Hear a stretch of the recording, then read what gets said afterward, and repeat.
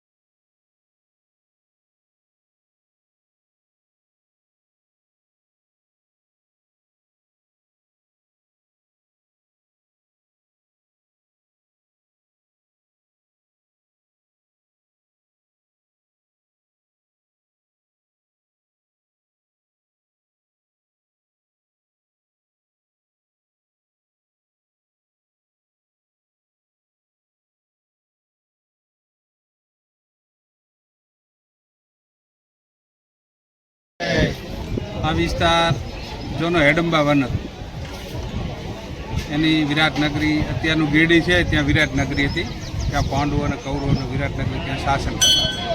કુંતા માતાને એવો નિયમ હતો કે શંકરની પૂજા કર્યા પછી કોઈ પાણી છે કે અન્ન છે કે મોઢામાં નાખતા હતા।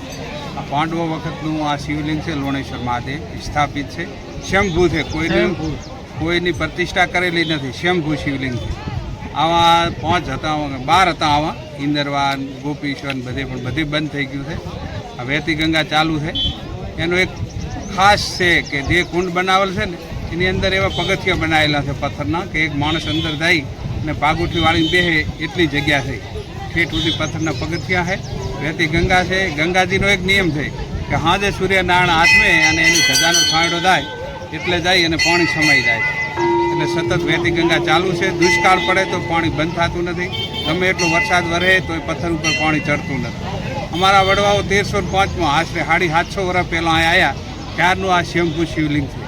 અને આનો જીર્ણોદ્વાર ચાવડા પથુજી દુદોષણ, મારા મોટા બાપુ હતા ગગજી, પછી ડાભીના, ડોંગળાના, બોરુના 4-5 ગામના વડીલોએ ભેગા થઈ અને આ મંદિર બનાવેલું છે। એના પહેલાં તો એમનું શિવલિંગ હતું। પહેલું તો એવું હતું કે શિવલિંગમાંથી ગંગાજી પ્રગટ થતા, પણ એના પછી સમય અનુસાર થોડે ઓછું થયું અને અત્યારે જુઓ તો શિવલિંગ 2-2.5 ફૂટ નીચું છે અને ગંગાજી 2 ફૂટ ઊંચા, એટલે આ સાક્ષાત પત્તો। અને અહીં દર સોમવારે શ્રાવણ માસમાં તો ખૂબ ભક્તો આવે છે, પણ દર સોમવારે અહીં માણસો આવે છે। અહીં ચા પાણી અને જમવાની વ્યવસ્થા છે।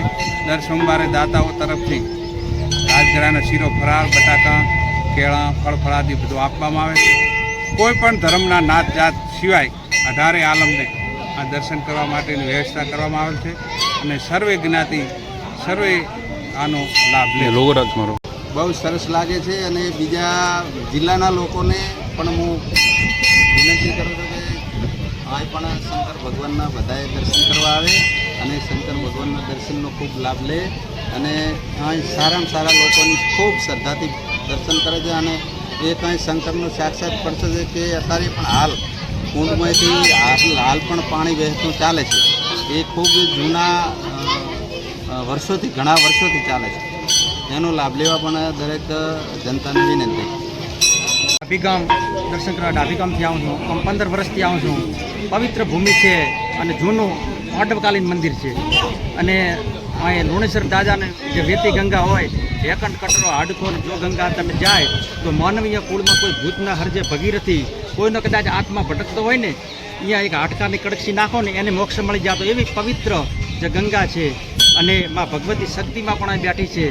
એવું પ્રાચીન અને કાળથી આ પવિત્ર ભૂમિ છે। એ જગ્યાની અંદર જેણે દર્શનનો લાવો અને જ્યાં સેવાનો પણ ધર્મ કામ ચાલતું હોય તો ખૂબ જૂનું ઇતિહાસી મંદિર છે, પાંડવકાલીન મંદિર કહેવાય છે આ મંદિર। રિપોર્ટ અનિલ રામાનુજ સાથે સંજીવ રાજપૂત, TV9 ગુજરાત, સાંતલપુર, પાટણ। જોતા રહો TV9 ગુજરાત નિર્ભય નિષ્પક્ષ નિરંતર।